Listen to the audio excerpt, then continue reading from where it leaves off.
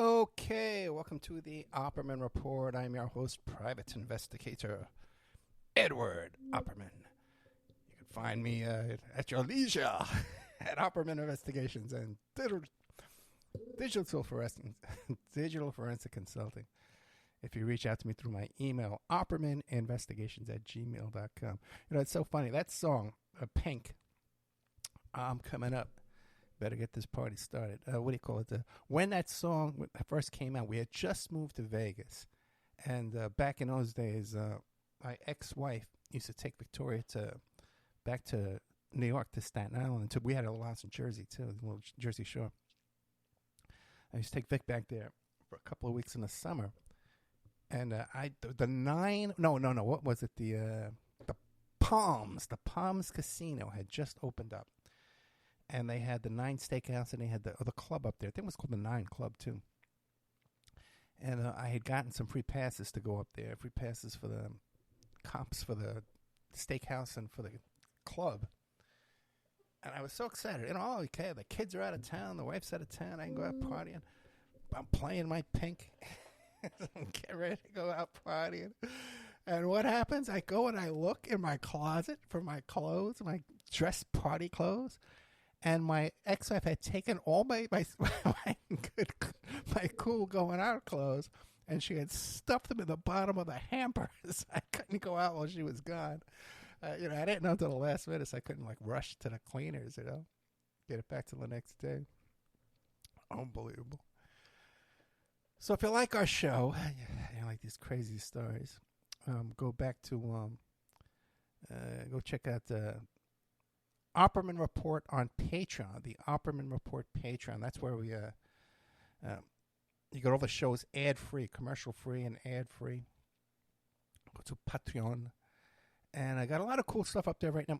I got 2 YouTube videos up there in the free section of Miranda Corset's kidnappers and murderers. This couple here down in Florida kidnapped this little kid, Miranda Corset,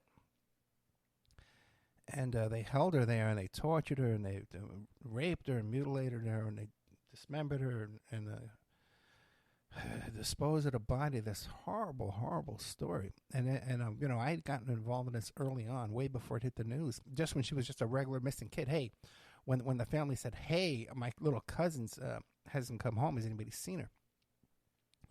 I got involved in this way back then, before anybody even knew she was seriously missing.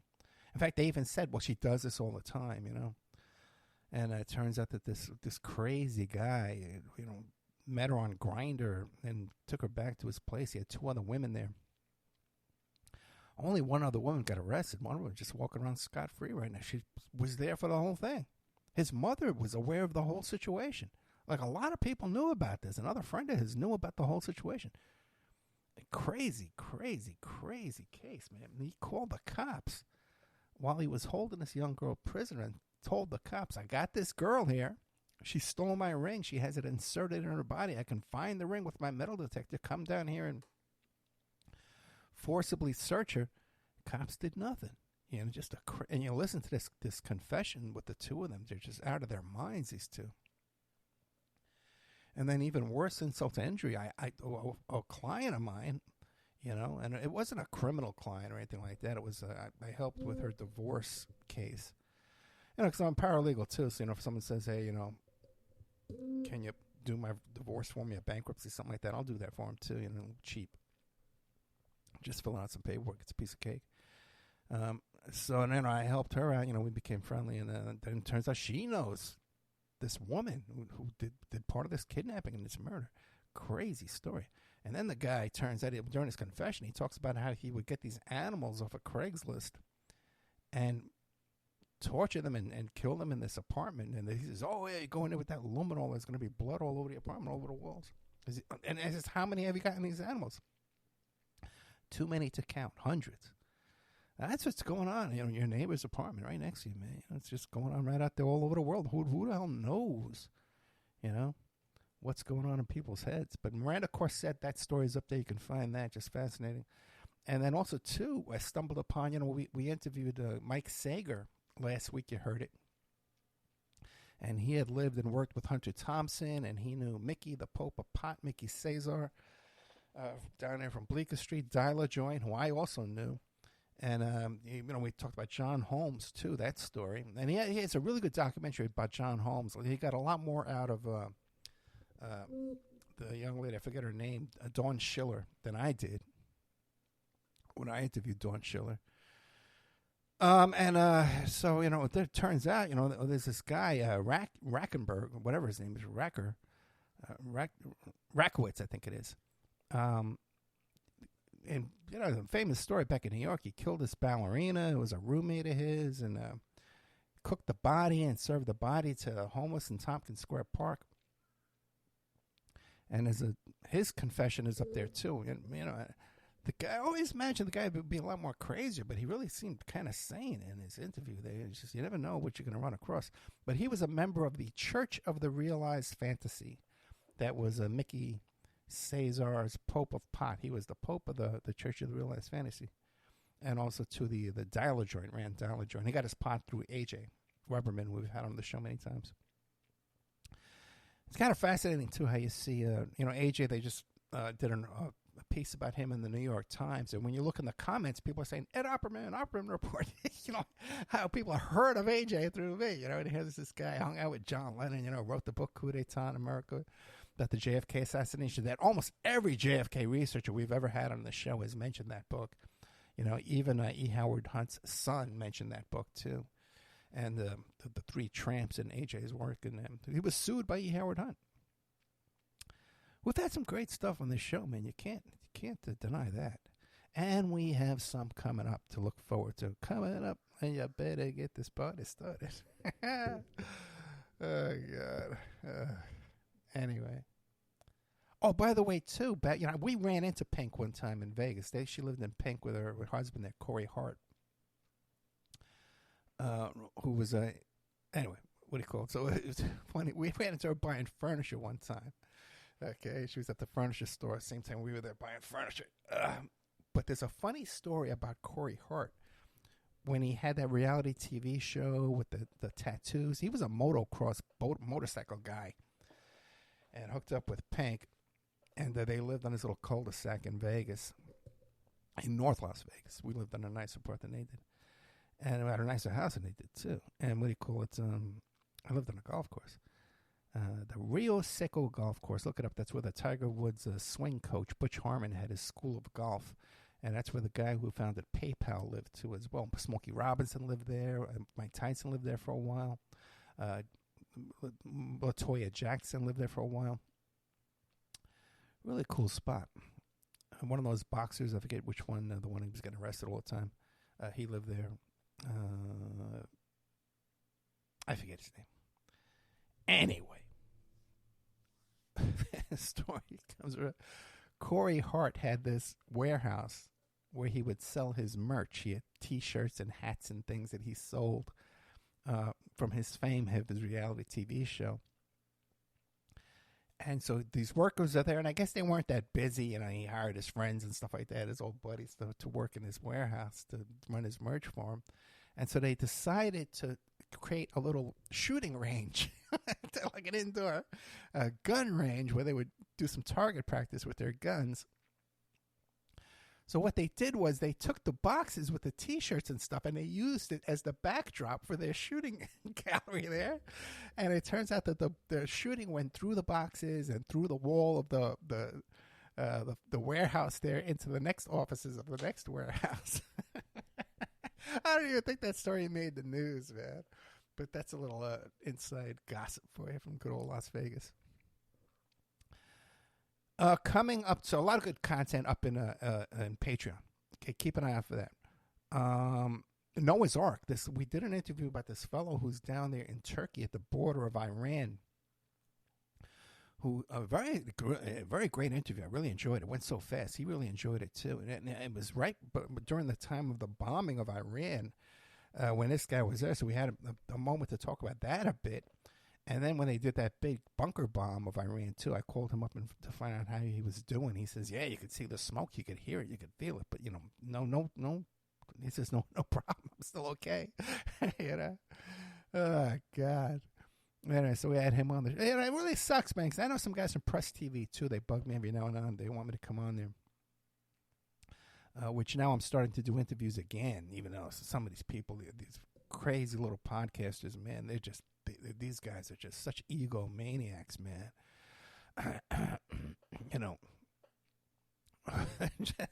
They got nobody listening to their show, and you would think, that they're the Johnny Carson, trying to get through a pre-interview with these characters. It's just the funniest thing in the world. I forgot what I was going to say. Oh, yeah, Press TV. Yeah, the guy from Press TV, too, he says, I said, we had to leave the city. We left Tehran because we thought there was going to be a nuclear bomb.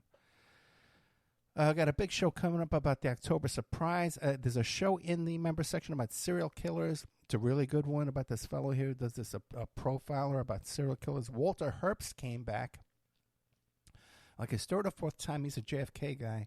And I tell you, this is the best interview we've had with Walter Herbst so far. All the other ones were great off the air. Before this show starts, we were great back and forth, great connection there. And then it seems to get a little weak when the interview starts. But this time, I kept the pre-interview short, and we have a really good one. Got a guy coming on about the cult of Trump, who's a professor and a psychologist, talking about these cultists who worship Trump, and now Trump wants you to call him daddy. I don't know if you've seen this. He actually played a a video of him coming home from the Hague there with the song "Daddy's Home."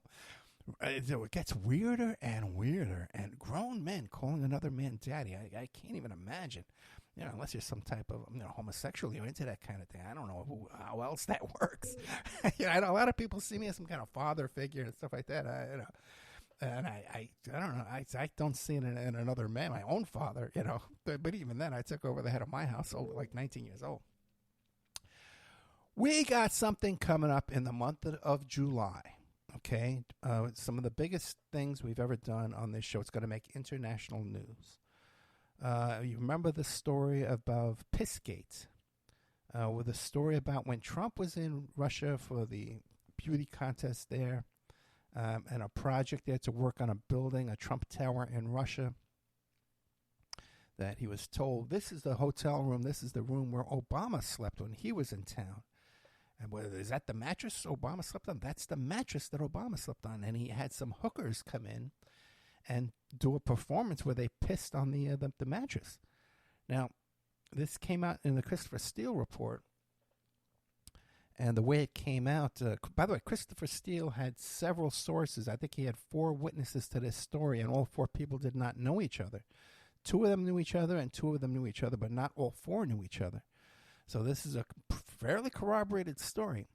I have a first-hand person involved in that story who's in the Mueller report, involved with Comey, the search warrant on his home, the whole deal, guys. 100% exclusive.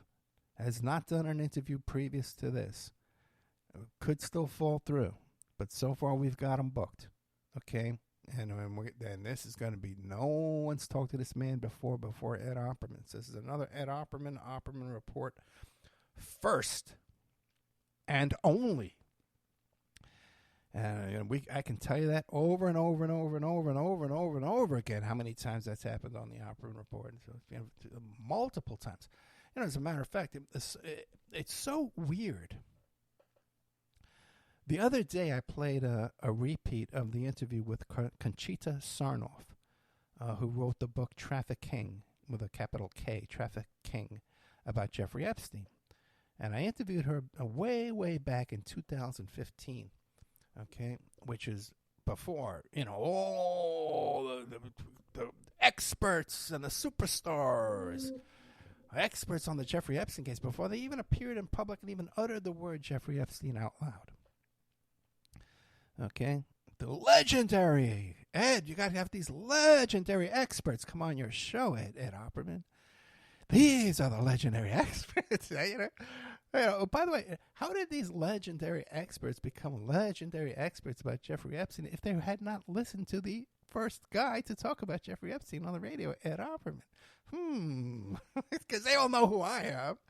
And when I talk to people like, prosecutors down in the Virgin Islands or Jeffrey Epstein's partners, or the lawyers involved in the Epstein litigation, I says, well, have you ever, have you ever heard of them?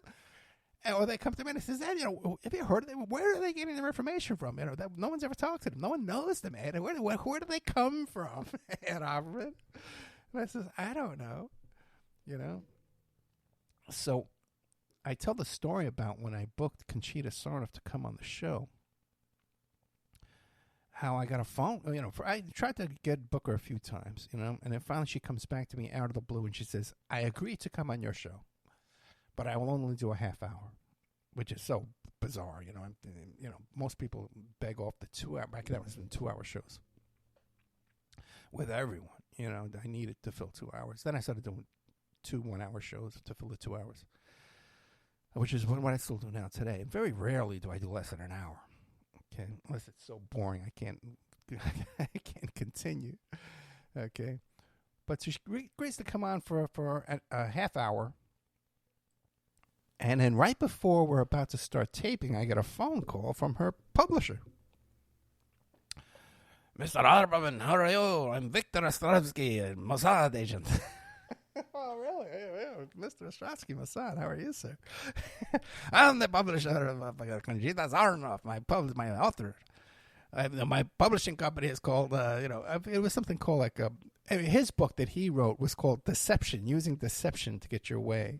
And it even discusses in there honeypots and using blackmail techniques in his book. Fascinating, a team there. That the Mossad agent happens to be her publisher. Isn't that interesting? And for some reason felt the need to call me up and declare his Mossad connections after the interview had already been booked. And how did this guy get my phone number? Okay. So here you got to, just stop and think, the ludicrousy of this whole situation. That here we are back in 2015, and I have the Mossad calling me up at home to talk to me about an interview. And we have all these people today, these glorified experts who know everything, But meanwhile, I was on the radar of the freaking Mossad before these guys even heard the name Jeffrey Epstein. Ed, you got to get them on your show. They're going to teach you all about what's going on here. So anyway, I have her on the show. And we start talking about that quote, the famous Vicky Ward quote from New York Magazine, where Trump is booming from the speakerphone. I've known Jeffrey Epstein for 15 years. Hell of a guy. Great guy. He sure lives his social life. Many of his girls he likes on the younger side. Blah, blah, blah. All this stuff, right? And back again, right around that same time, we made a meme of that quote. And people swore up and down I was making it up. That Ed, I tried to find that quote, and we can't find it. Ed Opperman, you must be making it up. Ed Opperman's a liar. Okay? And it's true. It was very, very difficult to find. You had to put in Vicky Ward. I figured it was New Yorker Magazine or New York Magazine, but you had to put in New York Magazine. Trump, Epstein, speakerphone, quote, friend, 15 years. They had to put in all that stuff to find that quote. It was very difficult to find. And so after 100 times, the people contacted me and said, Ed, I can't find it. I had it all saved by that point. Here's the link, But she swore up and down, no, Trump did not say that. And she tried to change it. And we went back and forth about that quite a bit. And it wasn't until after the interview I found out that she was a member of Mar-a-Lago. She was friends with Ghislaine Maxwell. By the way, back then, no one knew how to pronounce Ghislaine Maxwell. Everyone pronounced it Ghislaine because of the spelling. But she knew how to pronounce it Ghislaine. She knew it very well because she was friends with Ghislaine. She was friends with Trump. She was friends with Vicky Ward. By the way, Vicky Ward is also friends with Ghislaine Maxwell and Donald Trump, and also a member or an attendee at Mar-a-Lago. Now, full disclosure, I was invited to Mar-a-Lago to go down there when Trump was announcing the 2020, the 2024, the 2020, when he was going to announce for 2020.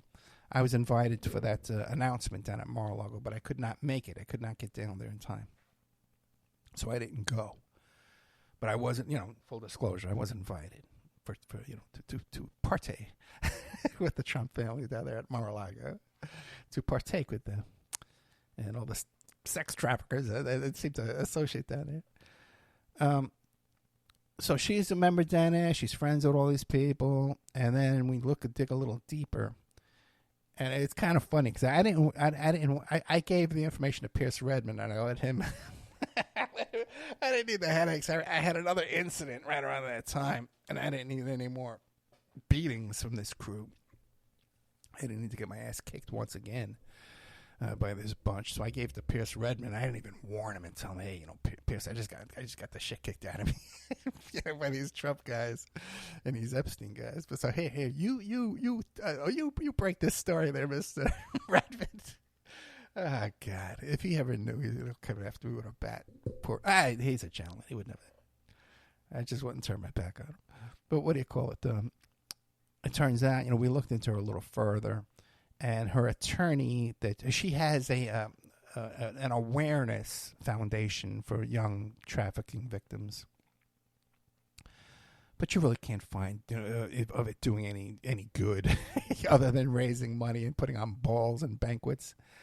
And then her attorney for that is Kirkland Ellis, which was the Epstein attorney law firm as well.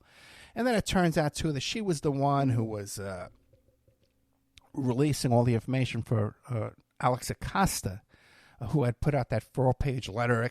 Oh, poor me. The Epstein people came after me with his private investigators, and I just had to give them this deal. Ooh. And I read that 4-page letter, and I saw, oh, my goodness, poor Mr. Acosta. I fell for it, hook, line, and sinker. I'm not ashamed to admit it. I was stupid and gullible. Before I realized, the depths of the disinformation in this story. That still goes on till today, man, guys, ladies and gentlemen. Okay, I was just quoted National Enquirer and the Globe in the past couple of months. Both quotes are they're I said them. I said those words, but the actual quotes were way longer. You get a much better feel of what I'm trying to say if you listen to the entire quote than what they put out there in the magazines. It makes it look like I'm agreeing with what they're saying when really, anyway, move on. Because we got something coming up in the future with those people. It's all judo. But I tried, and I mentioned, I replayed the show, and I said, hey, and I got a call, and no one heard that. Oh, Ed, I never knew that. But I told the story 10 times. Pierce Redmond told the story 10 times. And people just, I guess, they don't pay attention closely, like you think. When guests come on the show and they start, we have to make a correction. I said, dude, no one's paying attention. They don't know some of my biggest stories. They don't know. Most people don't know that I worked on. No one knows I worked in the Virgin Islands. That I kind of kept under my head, my hat there a bit. I kind of kept that quiet. But even with the Epstein lawsuits, people have no idea that I worked on that stuff. I said, that's my case, right? Oh, well, I had no idea. Over and over and over. Kacheta Sarnoff was the one who was publicizing all that stuff about the first publications of Lolita Island and Pedo Island and Lolita Express and all that, those catchphrases now that they're so popular, where everyone wants you to look at an island and they want you to look at an airplane, when the majority of victims in this case were from the Royal Palms High School, where the detective in charge of that investigation who testified for the grand jury said no one at Royal Palms High School was unaware of what was going on with Epstein. And when you look into that grand jury testimony, the 2006 unsealed grand jury transcripts, which are available at the Opperman Report Patreon for free, you hear about how all the teenagers at the trailer parks all knew about the old sugar daddy down there, the millionaire down there, Jeffrey Epstein, perving on these young girls. Everyone knew but Mr. Trump. It was just, man, I don't know what's going on in my in my Mar-a-Lago. I have no idea what goes on here. Little 14-year-old girl in my locker room gets abused by this man. I have no idea what's going on. No one told me. I didn't find out till 6 years later, right before the guy pled guilty. We went to jail for 18 months. Well, it turned out to be 9 months. God, Zooks, we're running. Look how fast we're moving time here. There's that. And then the other one is the 24-page letter that I obtained about the Clinton Foundation, about Jeffrey Epstein claiming during his negotiations for his sentencing that he claimed that he created the Clinton Foundation. Now, once again, I obtained that letter way back around 2014. Again, before anybody said the name of Jeffrey, but there was some YouTube things by that point, but still, it was still unheard of. Nobody knew what was going on with this story. And after he got arrested and after he died, then you saw all these people, Business Insider, Radar Online, all going to the Opera Report website and purchasing it from my website for $1.99. So anytime you've seen it since then, it's because they purchased it from me. I got it right from the horse's mouth. Okay, it shouldn't be too hard, to figure out how I got that, man. But whatever.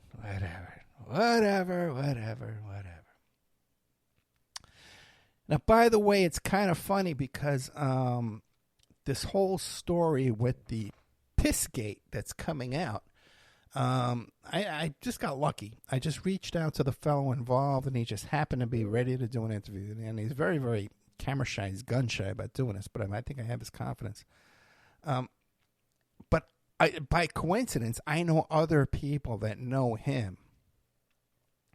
And know that angle of the story. And those were people that helped me get the story about the Steve Bannon porn and meth house. which is another exclusive story to the Opperman report. You know, we're the first ones to report that there were padlocks on the inside doors and windows to keep somebody locked in, not to keep people locked out, but to keep people locked in. At Steve Bannon's house in Florida.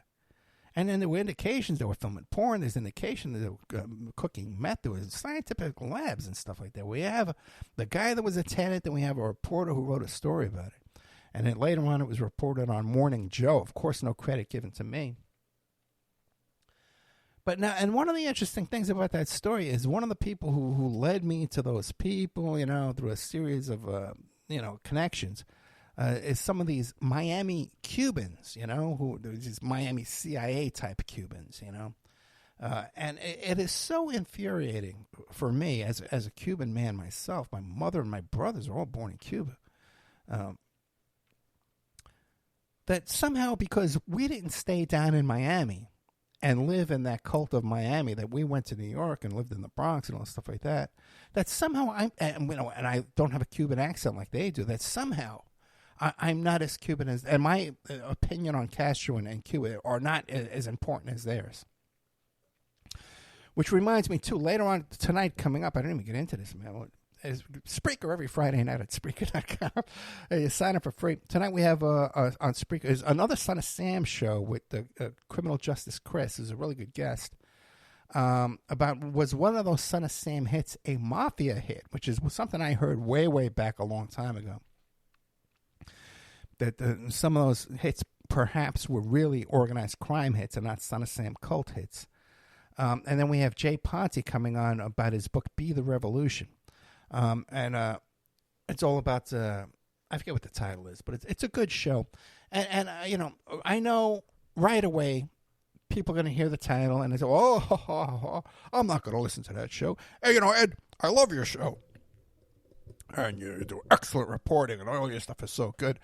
But I don't agree with your politics, Ed. I don't agree with Ed Opperman's politics, but he puts on a quality show. Our politics differ.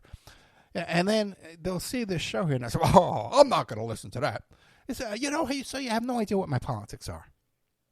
If you're not going to listen to these shows, then you don't know you don't know what you're disagreeing with. You're disagreeing with something in your imagination that you imagine my politics to be.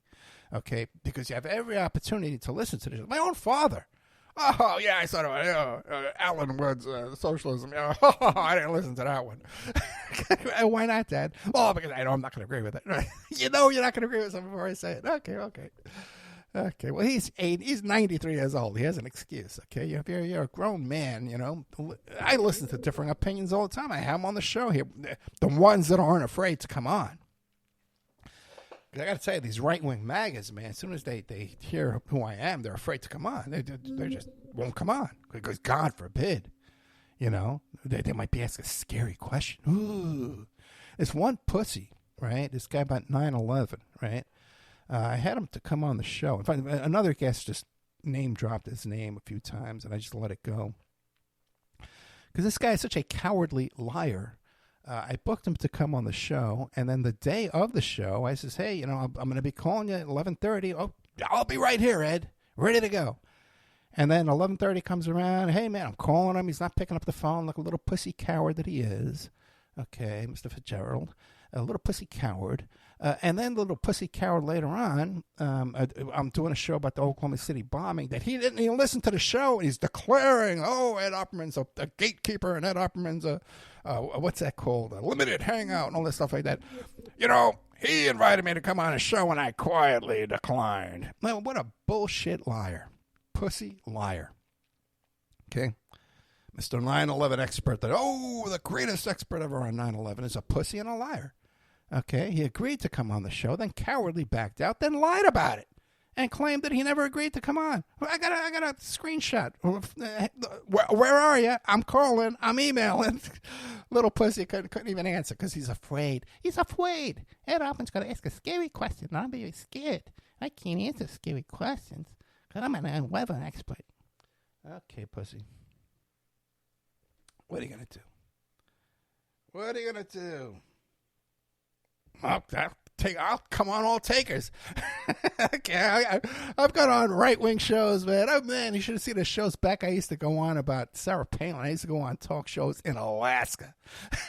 Okay, and then those guys, man, they would go and leave bad reviews about Email Revealer and my PI business and stuff like that. After you'd see the comments right after the show. I took on West Memphis Stream. I'm not afraid. I'll go on any show. As a matter of fact, I just recently been posting some stuff. Hey, I was really sick. I had to stop doing interviews, man, because I just couldn't breathe. I couldn't breathe during the interviews. I'd run out of breath. It was horrible, man. I did a couple of really bad interviews, man. This really nice woman did this thing on TikTok, and I couldn't even breathe during the interview, man. But I'll come on. All you little pussies out there make these accusations about me. I'll come on your show. I'm afraid of you.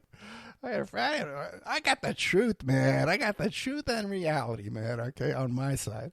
I got no government contracts, no government employees, no undercover operations, none of the stuff that you got to worry about. Okay.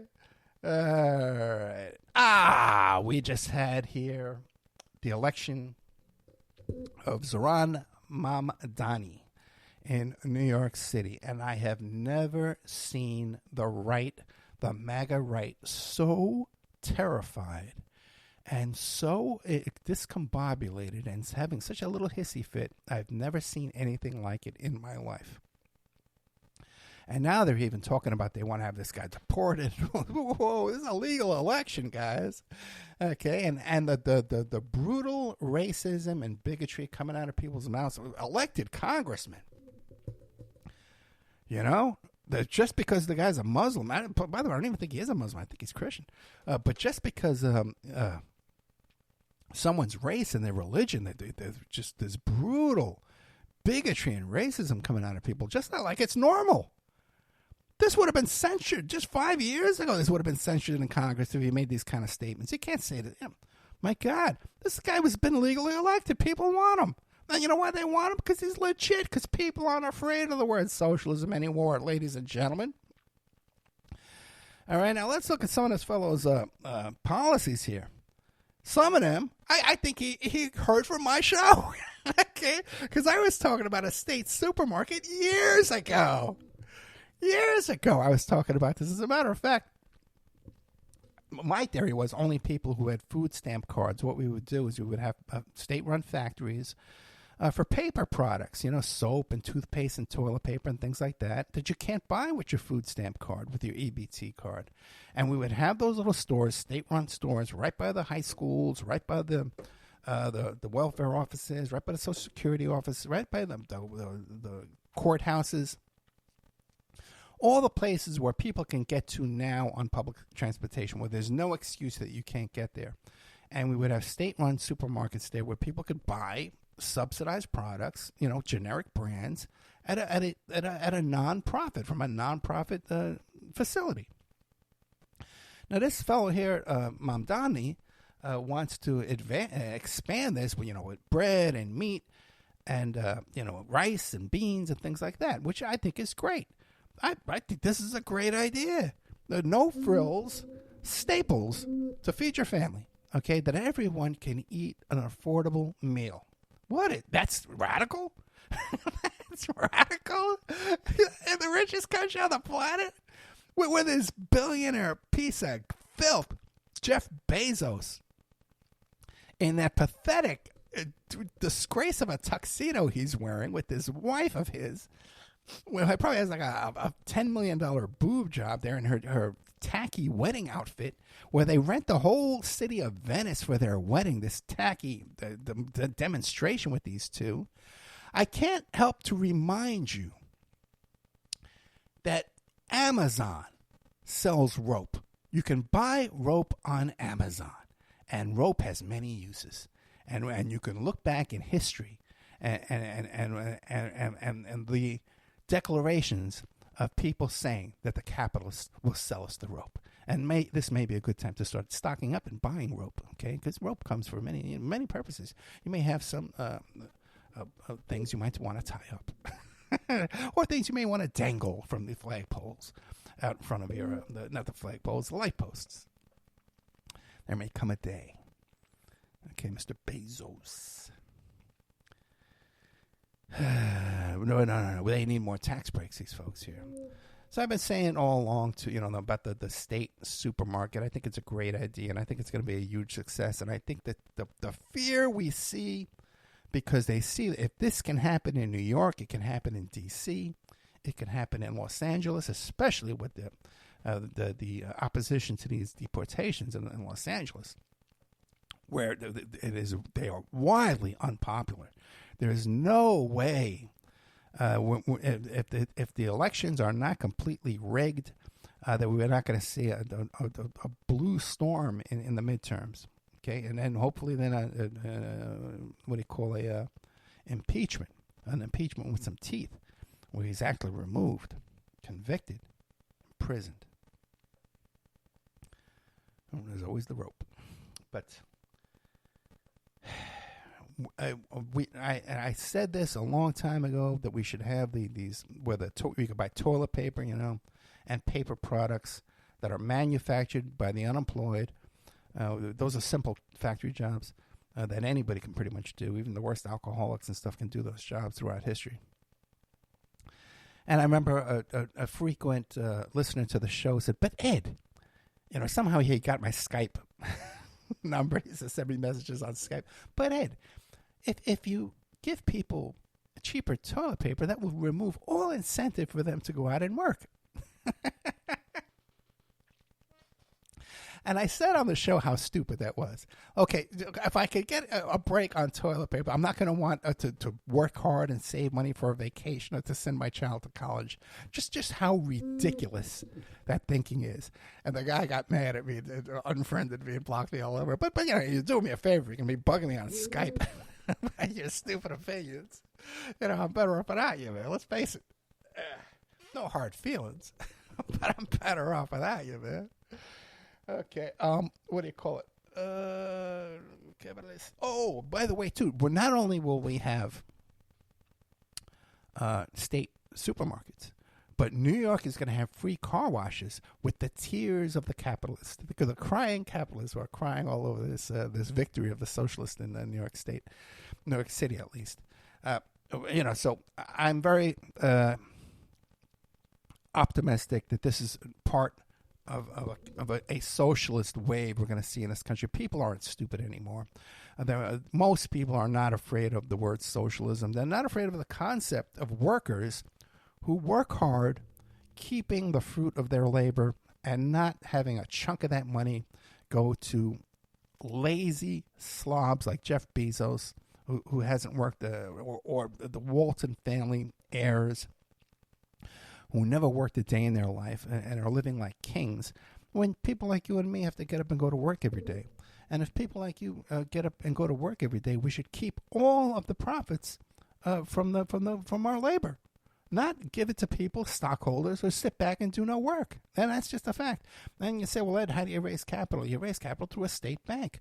And once again, without these fees and these exorbitant profits going to stockholders of the banks, the banks would be owned by the people. Nationalize the oil industry, $200 billion a quarter. All those profits would go back to you and me, okay? Not to some people sitting back doing no work, okay? That's how these things, that's how you have success. That's how you have efficiency. That's how, and by the way, too, this idea of the state supermarket, this goes way back to the Russian Revolution, where they provided state lunches for workers to have, free, healthy lunches. Canteens, they call them, and we should have that too. Cooked meals, available to people working people. Free transportation to your job. Why should you have to pay to get to your job? Okay, maybe if the travel, the bus or the train is for leisure, for going to the beach, maybe a small fee for that. But for going to your job, you have to pay to go to work. You gotta pay to go to work. Stop and think. People say, well, why should I have to pay tax and then pay sales tax on money I already made? Well, why should you have to pay to go to work? You shouldn't. You should be getting paid for the time it takes you to go to work, okay? And if you really want to get to it, and we could have all these things, if the money we generate from our labor was not going to lazy stockholders who sit home and do nothing. Okay? Who inherited those stocks in the first place. Okay, let's see how we're doing on time. I lose my voice every Friday night when I do this. You know that?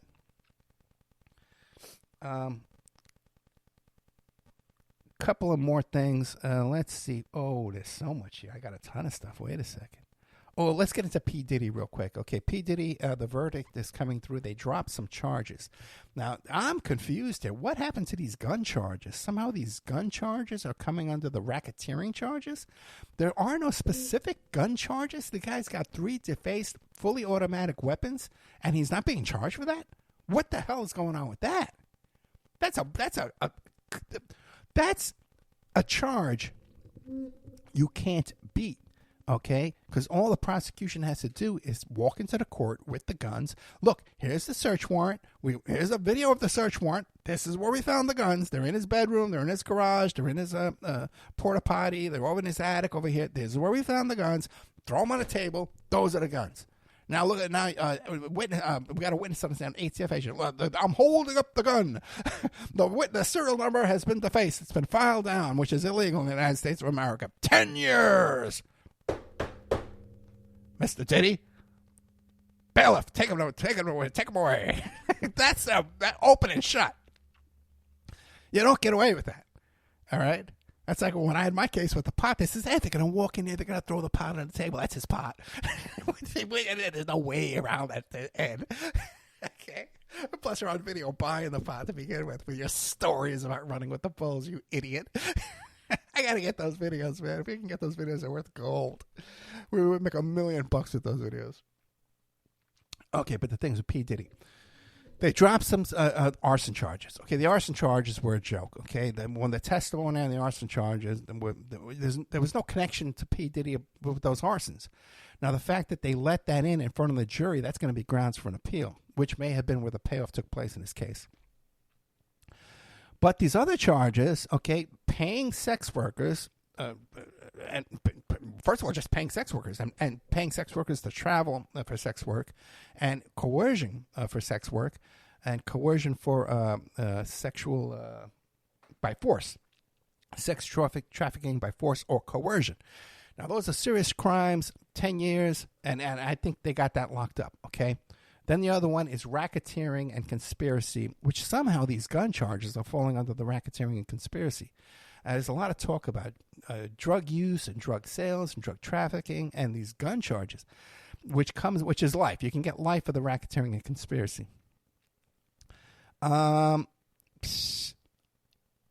If they don't get these charges, it's the prosecution blew this case because this is all there.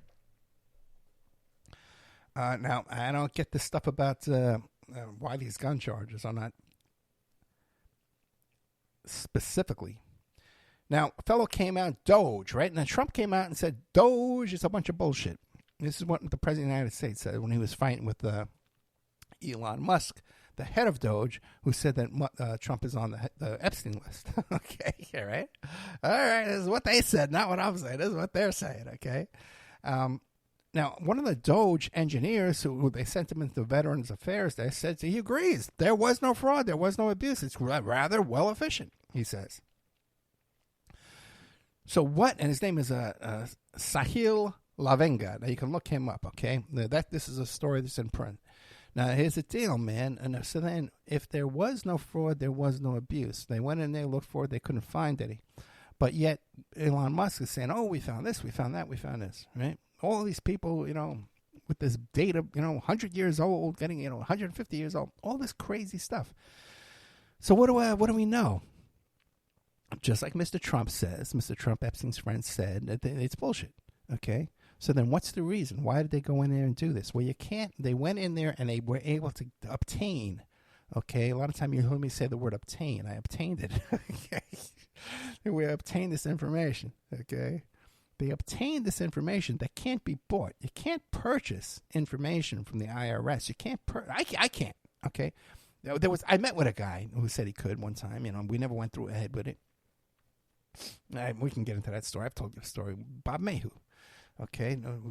I went to meet him because I was told he could get IRS information, and it was my goal to sell that information. Never came to fruition. Okay. But I heard from other people that he could do it. I won't say the name, but you know the name. Said the name on the show before many times. Now, what do you call it? You can't get information from Veterans Affairs. You can't get information from IRS or Social Security. That information is not readily available for investigators for purchase. You would have to have a guy in there who can get a look at stuff. Like you can get some information if you know somebody in child support enforcement. They have access to tax returns and things like that. And if you have somebody in there, they can get a peek at it, or sometimes take a screenshot or take a picture of a computer screen, and they can sell you that. But on a grand scale, to obtain this information, it's not for sale even for someone like Elon Musk. You have to come up with a scheme to get that information. Now, when he bought Twitter, who came into the deal to buy Twitter? Oracle. Oracle's a data mining company. Musk bought Twitter as part of a data mining endeavor. He's got all of our private messages on Twitter.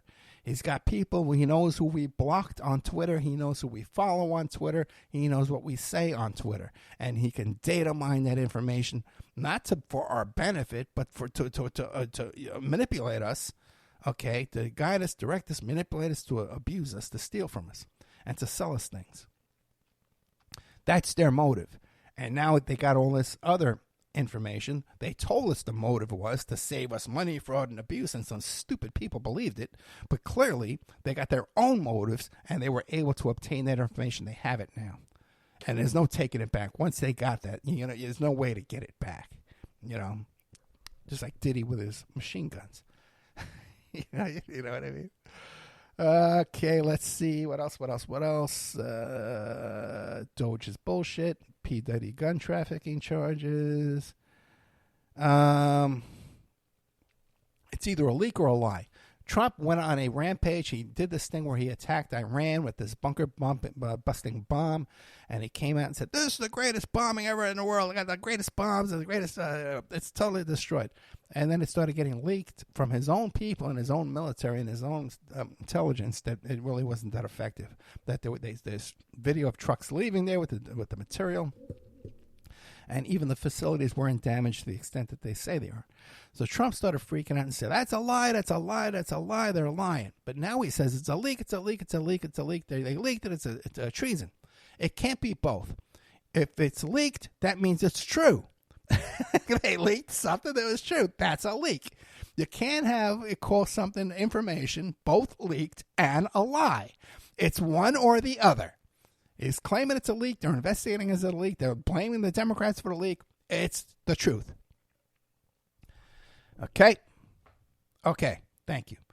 There's one more thing. Do I want to tell you about it right now? I'm going to hold back and not tell you. Okay. Even though we have time to tell you. Maybe I'll tell you. I told you about recently about how my car was broken into. And there's some of the people who I suspect involved with that. As a matter of fact, one of the names who I suspect involved with that, the guy blocked me on Instagram, and I started getting all these attempts to hack into my Instagram. Then suddenly my Facebook and Instagram were both taken down. They were canceled. I went in and got an appeal. They uncanceled it, but it was shut down. I was shut down for a good 5-7 days with no Instagram and no Facebook. Around that same time, I took notice that a whole bunch of these right-wing characters had, I went to see, hey, a lot of them had me blocked, but even more had me unfollow them. You know how on Twitter, if I don't like somebody, I can go to and have them unfollow me. I'll unfollow them, and I'll have them unfollow me. And I won't block them. I'll just unfollow each other. That I don't have to deal with their stupidity. And I'll usually do that first before I block somebody. And I'll even I'll even tell somebody many times before I block them. I'll say, "Hey, look, man, I don't have the time to give you the kind of a time and attention that you seem to want from me. I don't have it for you. So I'm asking you to please tone it down. Stop messaging me. Stop commenting. Stop flooding my page with your comments. Back up, okay? I need like 90% less of what you're doing now." And usually they can't control themselves. They can't do that. They need my attention. I'm daddy to them. And so then finally I have to block them, okay? And then years later, they'll come, Ed Opperman is this horrible person, and we've discovered all this. You discovered 5 years after I blocked you. Okay, right. Okay, tell the world how horrible I am, okay? And now, I'm exposing Ed Opperman because he blocked me 5 years ago. Ed Opperman had enough of me 5 years ago, and now I'm going to tell you how bad he is. Good luck. Now, here's the deal. What happened is there was some kind of circulation of my name saying, "Hey, this guy is a problem. This guy's dipping into too many things," and unfollow him or block him, or have him unfollow you, because there's a bunch of people. Okay, there's a bunch all at once, and some of them are nearby. Some of them, there's serious people. People in the Trump administration. People in the top people in Florida politics and the GOP there have me blocked. The chairman of the GOP has a Florida reporter blocked. Okay, and I got press credentials to go anywhere I want in Florida. So it's pretty serious stuff. Like I'm considered like a threat to these people, and some of them have been involved in situations with mercenary groups and trying to hire them to kidnap a guy for Turkey, and he has his meetings here nearby where I live. So anyway, I don't know why I'm telling you that, but it's in my notes. I don't know how that flowed into my notes, but just kind of it's out there. I guess something to consider. And so, my friends, we've made it through another Opperman report. Another week in the can. I really need your support. Patreon. I got this huge Pissgate story coming up, man. You're not going to hear this anywhere else. You're not going to hear an interview with this guy anywhere else. I need to put out press releases. I need to make TikToks. I need to make Reels. This is going to be a big, big, big break for us if I have your support. If we can get some donations at oppermanreport.com. If we can get some PayPal donations to oppermanreport@gmail.com. If we can get some memberships at patreon.com, the Opperman Report, then we could make a big splash with this story here and get our other reporting more. You only need, one big story on Wikipedia, and then all these other past guests, Hoffenberg and Richard Lambert from Anthrax, and people from Octopus, Bill Hamilton, that the show, the Opperman Report interview, would be on their Wikipedia page. And when years from now, when people go to their Wikipedia, they'll find the Opperman Report. And this is how that stuff is done. Okay, and this is how that stuff is done when I'm fighting an uphill battle to get my information out there. People who listen to this would say over and over, we talked about this 5 years ago. We talked about this 10 years ago. And they'll say, yeah, I heard it first on Ed Opperman. Well, we want more people to hear that, don't we? Like, we don't want this stuff to be a secret. We want this info out there. So that's what we're doing, guys. And I need your help. So a little donation, a little support. You want to help make TikToks, Reels. Want to advertise on the show? We could use some advertisers to come back and advertise on the show. That would be nice. Good night. I love you. I'll see you next week.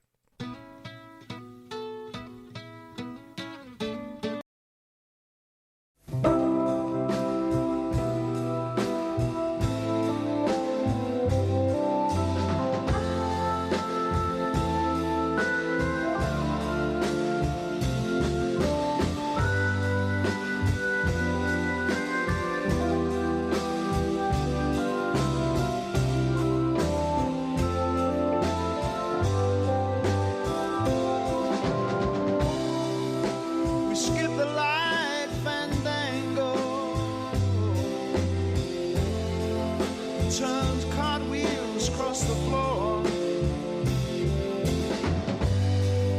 I was feeling kind of seasick. The crowd called out for more. The room was humming harder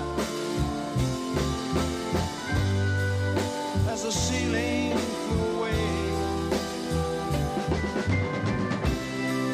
When we call out for another drink, the waiter brought a tray, and so it was that later, as the miller told his tale, that her face at first just ghostly turned the wider shade of pale.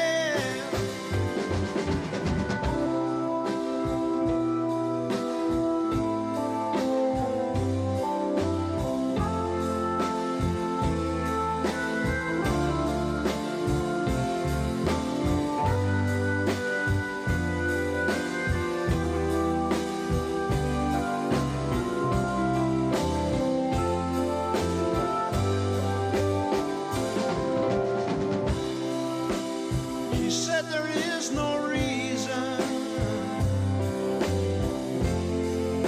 and the truth is plain to see. But I wander through my playing cards, would not let her be one of 16 vestal virgins who were leaving for the coast. And although my eyes were open, they might just as well be closed. And so it was later,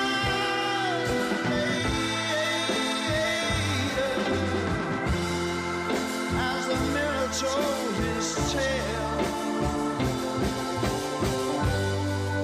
that her face at first just ghostly turned